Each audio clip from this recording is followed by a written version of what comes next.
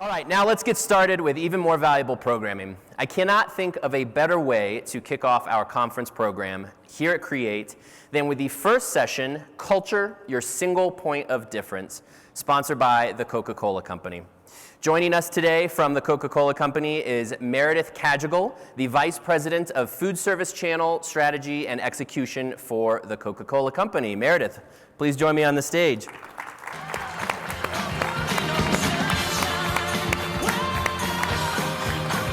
MEREDITH, hello. All right, so MEREDITH, this is such a timely discussion, of course, for our industry. We know Coca-Cola has made significant strides in supporting building a culture that fuels employee retention and growth, which is what we're going to get to here in this panel. Can you share any current initiatives that our audience could benefit from that you have at Coca-Cola? Absolutely. Well, I think what's most important to mention is that we know when you have that great culture, you keep the employees that you have. And that retention cuts down on costs like retraining costs or hiring costs.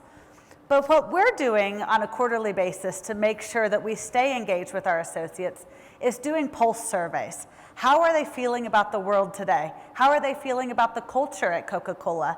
And we allow them to tell us, are they feeling empowered? Can they make decisions? But they can also tell us how things are going with their frontline manager, or what else we can do to make flexibility or needs that have evolved throughout this culture and the pandemic. So we focus on really listening to our associates and then adjusting our practices accordingly. That's great. Thank you, MEREDITH. Thanks for sharing that. You can go ahead and take a seat down here on the panel. We are going to go ahead and bring out the rest of our panel members now. Joining us for this discussion today, please welcome Hal LAWLOR, the Chief Operating Officer of Smoky Bones. IDRIS Stover, the Director of Diversity, Equity, Inclusion, and Culture at Shake Shack. And Dave Benighausen, the CEO of Noodles & Company.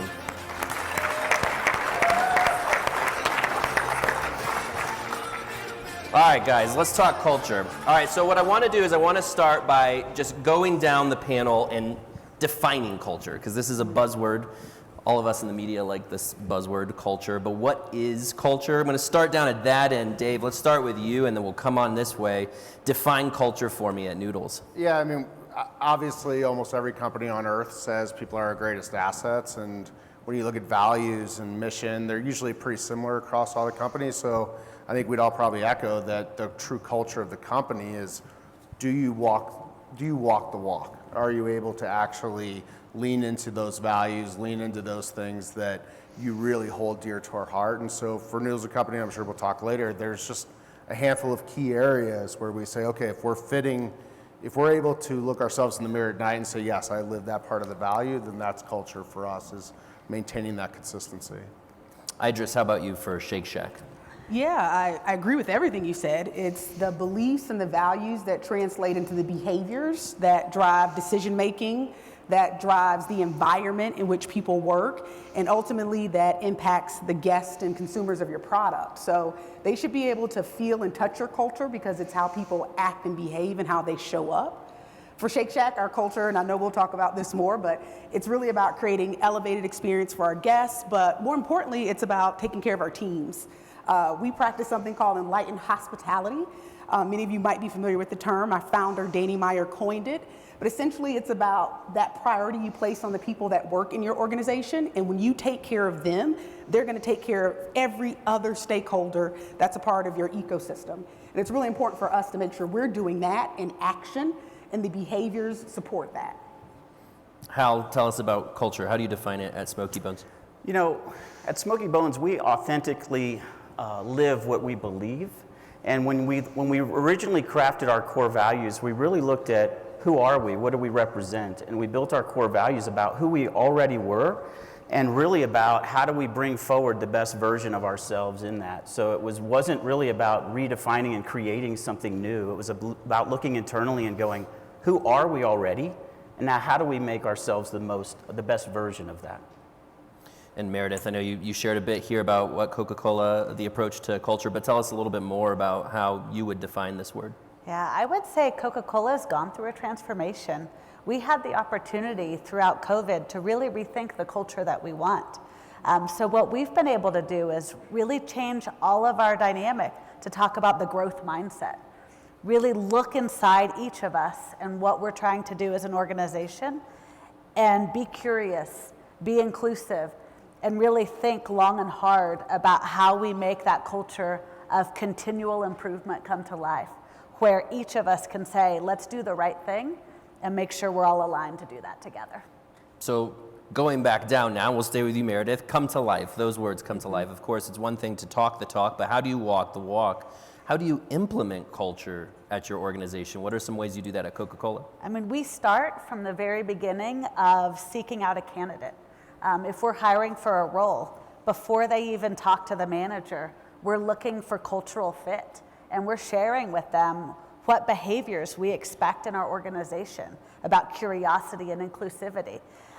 And based on that, we really make sure that then once they're onboarded, that those growth mindset goals are shared and that cultural vision comes to life, no matter if you're an individual contributor or a people leader.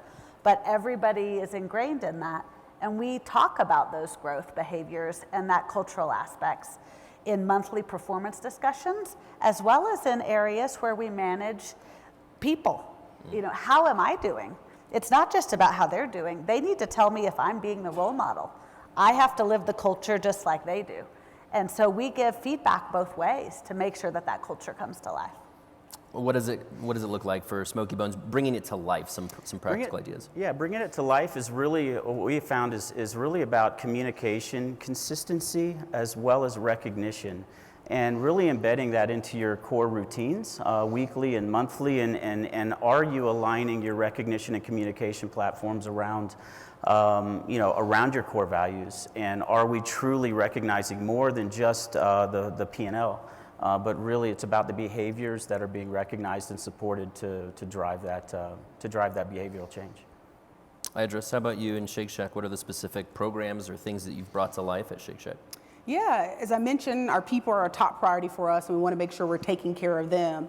One of the values that's really important is creating opportunities for ongoing learning and growth. We are a growing brand. We're opening a lot of restaurants every year, and that creates new opportunities for those that are already in our company. But how are we making sure that they're ready for those opportunities is a big part of us living our values and the culture that we want to create. I'm proud to say last year we had over 2,800 folks get promoted in our organization. That's huge. That's people who created new opportunities to grow, but also, yes, we'll clap for that. Those promotions created new opportunities for economic success for these individuals. Mm-hmm. When you talk about the type of jobs in our organization and the incremental increases in salary as you go up. One of the programs that we've created specifically that helps us do that is called Shift Up.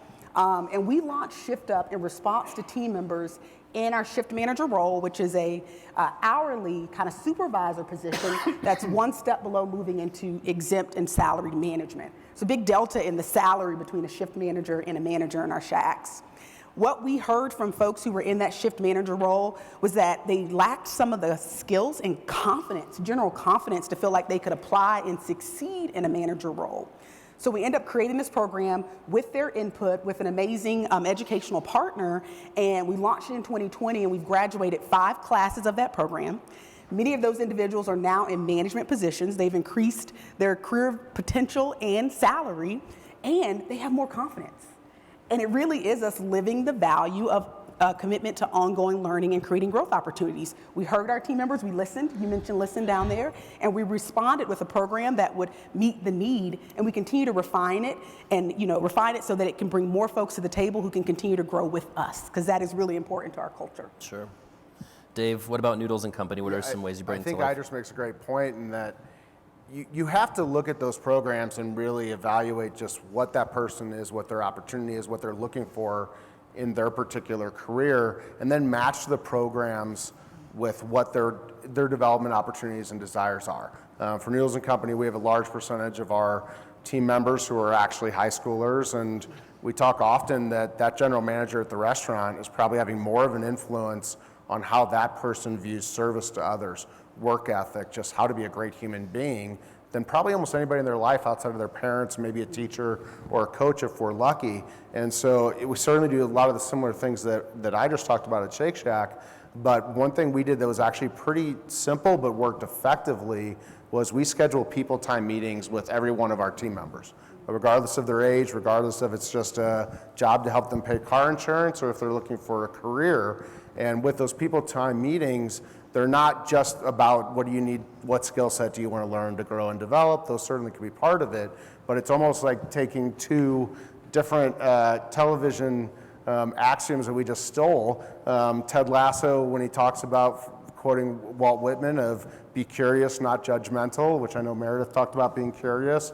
And for me, Mr. Rogers is an absolute hero of mine. And one of his comments is, frankly, there isn't anybody you can't learn to love once you know their story. And if we're able to have those people time meetings with every single one of our team members be just about what's going on with their life and how can we support them in their journey regardless of where it might land, that makes a big difference in just the overall experience for the team member. And certainly agree with what IDRIS said about that team member experience. You'll never see the guest experience surpass the team member experience. So we have to continue to invest in them. So culture is kind of one of those interesting things. It's almost one of those things, you know it when you see it kind of things.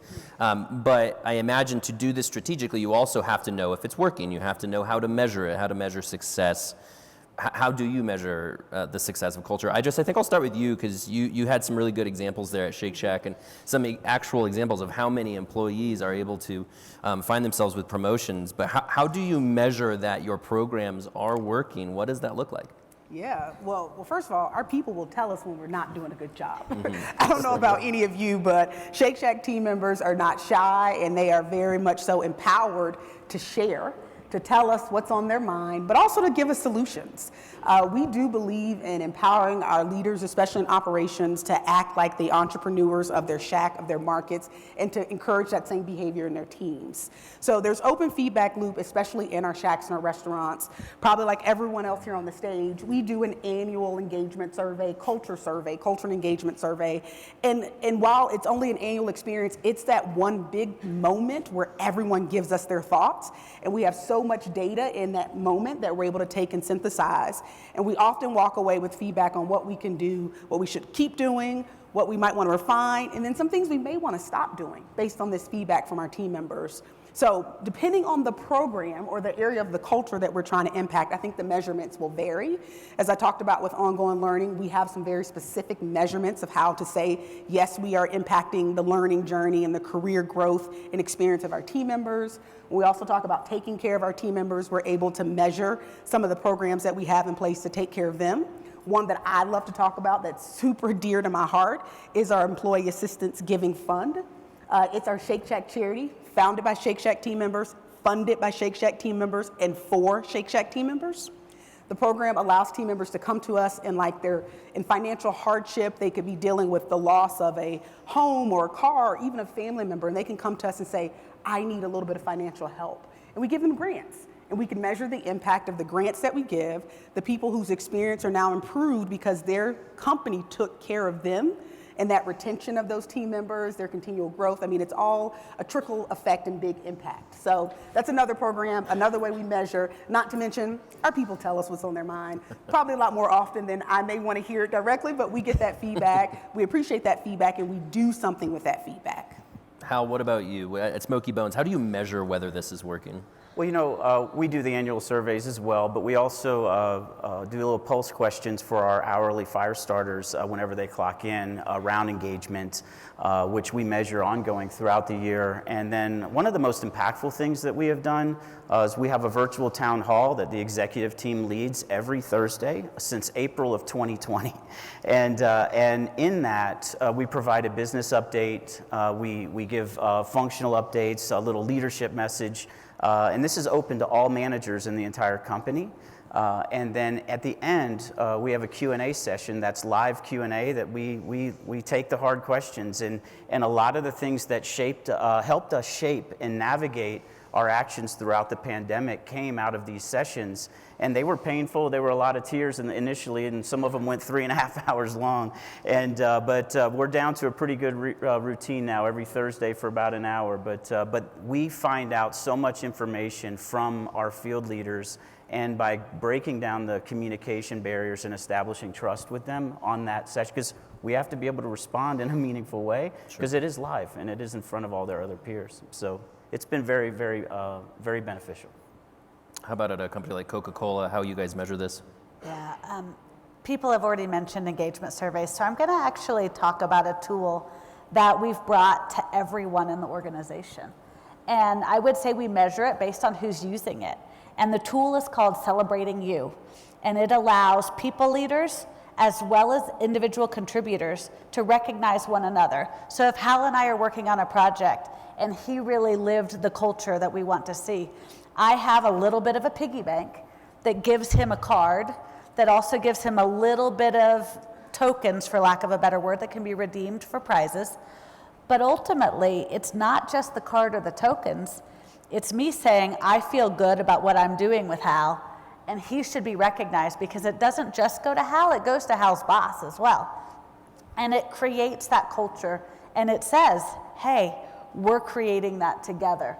So we have metrics. Are all of our people leaders using their assigned budgets every quarter? Are all of our individual contributors using it? Because if people are using these tools to build the culture, we know it's working. There's obviously other scorecards. The scorecards that look at retention, the scorecards that look at, who's participating in the engagement surveys. You have to get participation to know if we're hearing the right stuff. So we look at all of that, but I think the Celebrating You across every associate is one way where we can see if it's really trickling down throughout the entire organization. Sure. Dave, to take this question a little bit further, how do you know when culture is working at Noodles & Company? How do you know when it's not working? I like IDRIS' example of, they'll tell you. That's a good one. But what do you see, Dave, at Noodles? Yeah, we do a lot of the same things that the panel talked through. One of the big challenges, I believe, in the last few years has been that lack of face-to-face interaction with our team. I mean, due to COVID, due to all the different travel restrictions and so forth, that's what we missed the most. Is the best barometer of culture is the second you walked into a restaurant. We all know this. You can tell there's an energy attached to it. Is the team confident? Are they having fun? Is there a good energy there? So it's hard to quantify, but that's exactly when you know it's not working. When you walk into a restaurant and you can tell. And let's all be honest, the last few years have been hard. I mean, staffing crisis has been crazy. All of the COVID protocols and everything, you can tell which teams have been able to lean on each other, which teams have been able to muscle through it, for lack of a better word, and still maintain that sense of humanity and that sense of optimism, and which ones are struggling. And I think that's the best thing we can do. Beyond, we certainly do the engagement surveys, pulse surveys, foundation, and so on, but just be out there. And if you have a culture of transparency and vulnerability, which vulnerability became a very, very important skill in the last 2 or 3 years, as long as you've got that type of culture coming from the top down, you can tell. You can just tell when it's not there and when it's there. And those of us that have a lot of restaurants, Shake Shack and so forth, you can tell. I mean, it's not everybody. I mean, so there's some folks you need to just really lean into and try to support them every way you can. Anybody else have any warning signs of culture breaking down or any ways in which it's not working? One thing that stands out in my mind is really about initiative adoptions, and when people are receiving things, whether it's a new menu LTO or things like that, when you see the excitement and the engagement and the photos sharing and all the fun, right? It's and then you see restaurants that don't engage at all. And I think that I think that adoption and that opt-in mentality, when that doesn't exist or when it's limited, I think that there's a red flag there. Idris, anything that you've seen? Yeah, I completely agree with that. I think you've got your organizational culture that you're trying to infuse, and then you've got all of these restaurants. We've got over 400 now across the world that will ultimately adopt that culture, but they may adopt parts of it more and others less. So you create somewhat of a microculture, but you want it to be supportive of the larger culture. But you might find individual restaurants or even markets where the turnover is high, the morale is low, that people are just not loving their jobs, and that's an indication, at least in those pockets, that there might be an issue with that microculture that you need to come in and address. And those are some of the metrics you can look at by market, city, or region. And then other things we've talked about is the macro impact of culture. But we know that culture has to start at the top. The beliefs, the values, the behaviors have to start at the top, and they have to be reinforced and celebrated by leaders. And when that's not happening, you're going to have a breakdown, you're going to have an issue, and you're going to have to come in and remediate and try to fix it.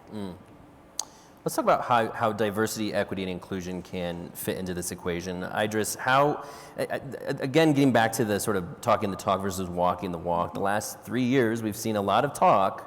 We need to see the walk too. So what does that walk look like? How can you make sure diversity, equity, and inclusion efforts are being baked into the culture piece of this? That's an awesome question. That's why I'm on the panel, right? Director of DEI, right? So the reality is, and I'm a really big proponent of, DEI has to be relevant to your organization. That's the first step to walking the walk and the talk. You can't take someone else's DEI purpose or strategy off the shelf and infuse it into your organization. Your why it matters, is unique to your business. You may look at some others and be like, there's some similarities, but it is unique to your business and should be supported and connected to your purpose and why you exist. That's the first step. You're going to miss the entire mark if you don't make it about your company, your people. Once you've decided this is why it matters to us, then you need to take a hard look at us, your company, and figure out where you're doing well and where there might be some opportunities and gaps. And where you're well, keep doing those things. Where there are opportunities and gaps, you need to come up with specific measures to move the needle and change the paradigm. Think about Shake Shack. One of our values is having leadership that's representative of the diversity of the communities and where we operate, but also our team overall. We took a hard look at our workforce back in 2020 and realized that while we had 53% women overall, 76% people of color, when we looked at leadership ranks in our operations and up the ladder in our home office and senior leadership roles, we found that it was not the same set of stats. And so that was a hard pill for us to swallow, because we have this value or belief that it matters that we have women and people of color and people with diversity of thought and background and experience working at all levels. We realized that that wasn't the case. We had to make some decisions.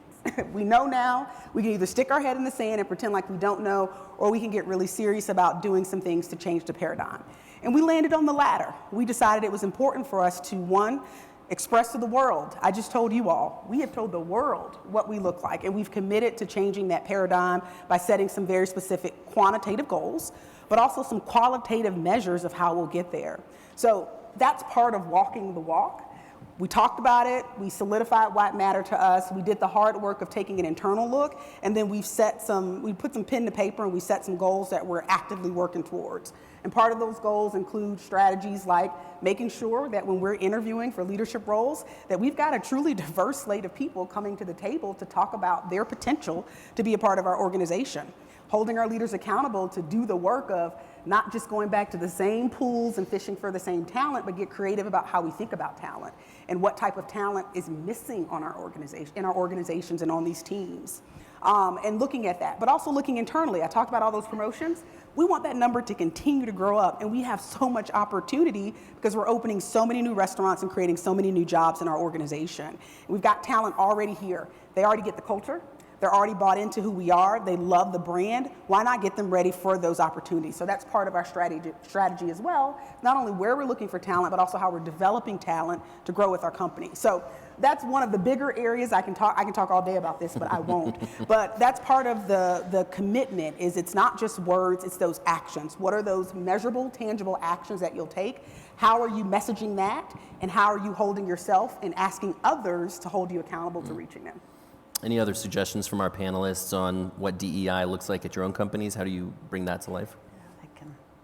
Hal, do you want to go ahead? No, you go. Okay. All right, well, I am super passionate about this as well. Like, Idris and I are just absolutely in the back room chatting. What I will tell you is it's one of the reasons why I'm super proud to work at Coca-Cola. We operate in so many markets that we have stated a global goal that we will mirror the markets that we serve. And what that means is that we have to have people that look like who we're trying to sell our Cokes and products to. And guess what? This is for everybody. A Coke is for everybody, no matter where you are. It doesn't matter whether you're Asian or if you're Hispanic like me, or any sort of diversity. So we are absolutely focused on that, and we've done a ton that makes it a great place to work and builds into our culture. You may have heard the word affinity groups, business resource groups. We have 8 of them, and we call them inclusion networks. And they are aligned to the business. They all have executive sponsors. And these organizations make sure that we're providing the talent and the development opportunities for people that find themselves in a better place for inclusion networks. The one that is the newest to our organization that I'm super passionate about is all about empowering our employees that have disabilities and making sure that we're inclusive to those that might not actually even share with me that they need accommodations. But we have to make it inclusive, not only about the skin or anything else, but abilities and those disabilities. So we're doing that right now, and that's our newest one. In addition, we have to make other areas show to life.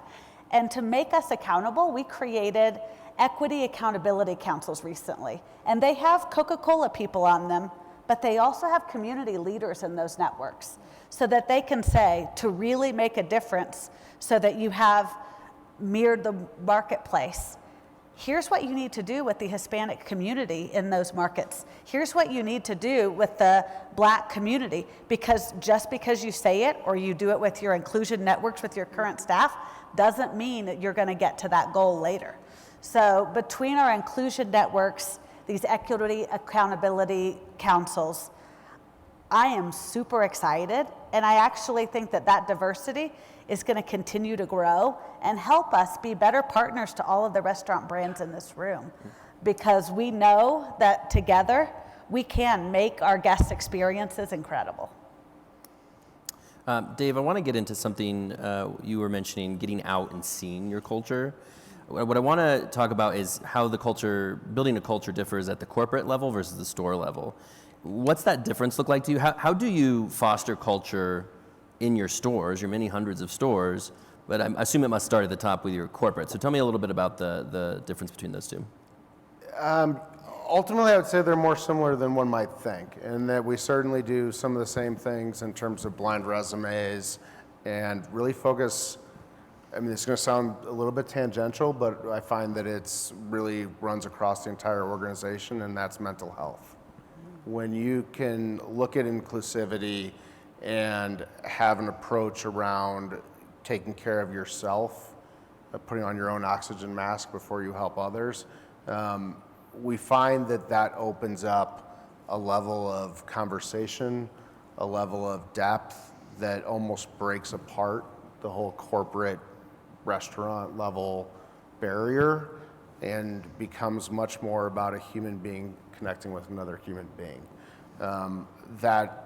Might seem like an awkward way to answer that question, but we have found that that breaks the barriers more than anything. I'm certainly, we're all open as a management team of talking about the struggles we have. I mean, I have two young sons, both that have special needs, and it's a journey.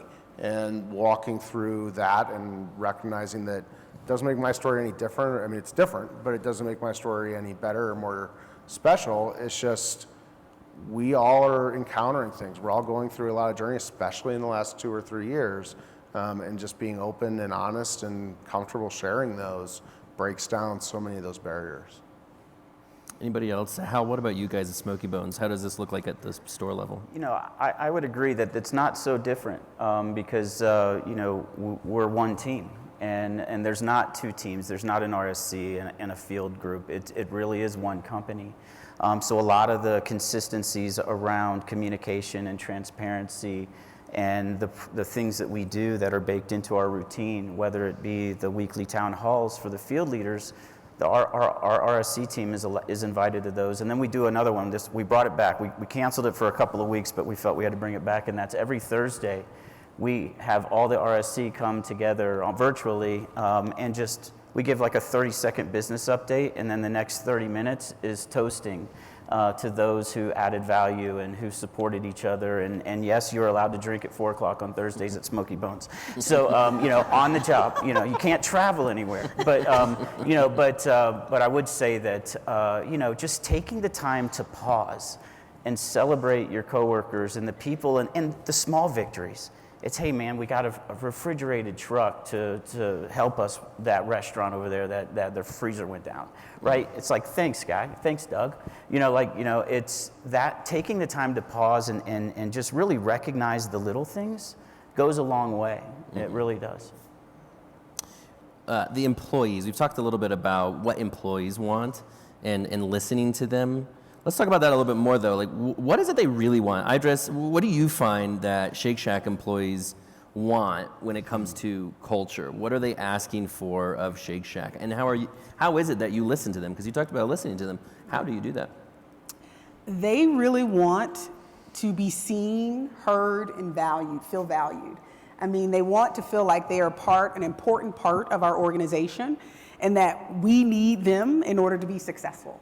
They want to feel like they belong. I mean, it's just a fact. People want to be seen. You talked about some openness and the humanity of us all. I think Shake Shack team members just want to know that when I come to work, I'm needed here, I'm valued here, I can make an impact, I can have a contribution that drives the business in some way, and that I'm not just a cog in the wheel. Mm-hmm. I think it's really, really important, which is why we talk a lot about taking care of our teams, but we also talk about taking care of each other. So when you're in a shack, it's not about management doing for our teams, but it's also about that peer-to-peer relationship of taking care of the person who's working next to you on fry or bun, the person who's in the back making sure the order comes out right for our guest. It's all about that cohesive unit that we create in our restaurants, but even the unit in our home office. You talked about how do we connect the dots. Well, we're also just as important to the system, and everyone wants to feel like they are valued as part of the organization. I wanted to share it. I'm sure you all do this also, but I think it's really important when you talk about connecting the culture and connecting the two parts of the business so you're one team. We make our home office team members go out into our shacks and go to work. Mm-hmm. You show up, you put on your apron, you've got on your shack t-shirt, and you do what we call trails. And trails can be anything from a 1-day to 3-day experience of you working alongside team members who really bring our business to life. And so that's a part of it too, but when you are part of our family, people want to feel like they actually are cared for and valued, and that also extends to each other and not just management or leadership to our frontline team members. It's an entire ecosystem that's all caring and taking care of each other. Dave, what about you? What do you think your employees are looking for? Love the mental health angle, because I think that's maybe one that people don't realize that employees might want, or maybe they don't even know they want. What do you think employees at Noodles are looking for when it comes to culture? I love this generation that's working for us. We definitely lean and over-index on high schoolers, both from a guest perspective as well as a workplace perspective. We did an enormous analysis of every one of our restaurants during the staffing crisis of fall of last year. And what we saw, Sam, was that we pay competitively. You have to pay competitively. You have to have the right benefits. You absolutely have to have the right standards, all of that. But we saw that there was actually almost no correlation between wage rate and turnover in teams that were struggling or not struggling. It was all about that restaurant environment and how comfortable that employee felt. We talk often about let your freak flag fly. Be yourself, bring your personality to work. Yes, we're going to have standards. Yes, we're going to have expectations, but do it through you being the best you can be. And that is what they're looking for. They want to be able to express themselves. This is a generation, including myself really, where we open up a phone, we put on the map app, and there's a little blue dot that says me, Dave Benninghouse, and I'm the center of the universe, and this entire map revolves around me because of this blue dot. And Spotify, every aspect of our lives is so personalized. They want that type of personal experience, and marrying personal experiences with standards and consistency is I think, the key to success in these days. So of course, a big topic on everyone's lips now is retention. How do you keep your employees around? Not only how do you find them, but then how do you keep them around? How is culture helping retention? Meredith, I want to start with you on that. In Coca-Cola, do you see this, that the retention really does help folks to stick around? Absolutely. We just finished our most recent survey, and the number one aspect that is keeping employees there today for us right now is flexibility. And I think that flexibility also plays into the restaurant operations. If they have consistent staffing, if they get to have an input into when they're working, they feel like they have that voice and when they show up and when and how they do it. So for us, retention is critical. We've had many people be there for decades. Tonight, an employee of mine is celebrating her 25th anniversary with Coca-Cola, but it's also rooted in the fact that they feel like their experience fits with the vision and the mission of our company. We exist to refresh the world and make a difference. And when we refresh the world through each of our customers, of which you guys are, people feel like they're making a difference, and then they know that their job isn't just that cog in a wheel, that instead they're making an impact that goes much further. And that's what I think helps our retention. The last one I would say is all about development and growth. We have to continually mentor people, help them plan their careers, listen, share with them what a career may look like today, which may look very different than it did before the pandemic. So making sure that we're staying on top of that so that we're training people for the future, as well as giving them sight to see what could come. How could I become the general manager of this shack? How could I grow to be at the restaurant support center, et cetera? Well, unfortunately, coming up against time here, so I just one last question I wanted to ask each of the panelists really quickly. Starting down with Dave, what are a couple practical tips you would suggest our audience do right now to get their culture into gear? People time meetings. Make it somewhat formal that every manager in your restaurant is literally putting it on their schedule. Not just saying, hey, we pass each other, we talk to each other throughout the day. Something that's actually set aside, that's intentional about talking through your life. Making that actually formal, I think makes the world a difference. IDRIS, some practical tips. Yeah, I would say make sure your culture is expressly written and shared with everyone. You like to think everyone gets it. It might be intuitive, but especially if you're a growing company, making sure that everyone knows, here's who we are, here's what drives our behavior and actions consistently, and message that, and then inspect what you expect. So go behind and make sure you're holding people accountable for those particular values and behaviors, and that you're recognizing those who live it. That walk the walk, talk the talk, it has to be done, but first and foremost, you have to make sure everyone's on the same page about it. Hal, what about you? So I would encourage you to ask two questions often. And those questions are, why do you stay? Why do you love us? And make sure that we don't, through policy changes, disrupt what people actually love about your company. And then the second one is, what can we do a little bit better? What are those one or two things that we can do better? And then actually do something with the information. And even if that means telling them why that particular thing won't change. And here's why. But that transparency is very important. But ask those two questions often, so that you're finding out what people love about the company and what are those just one or two things that we can do better, and then make sure that you take action on those things and that you share what became from those actions. And Meredith, how about you? All right, 3 really simple ones. Be curious, ask questions so that you know if it's working or not. Be the role model. Show them that you believe in the culture and that you show and walk the walk. And then lastly, be vulnerable. Let them know that you're human too. And make sure that everybody has a chance to understand one another's story so that everybody can come to work being their best selves and letting themselves be their unique individual self. Well, this is great. Thank you so much to all of our panelists. If you have follow-up or questions for them, they will be at our pop-up festival after the next session.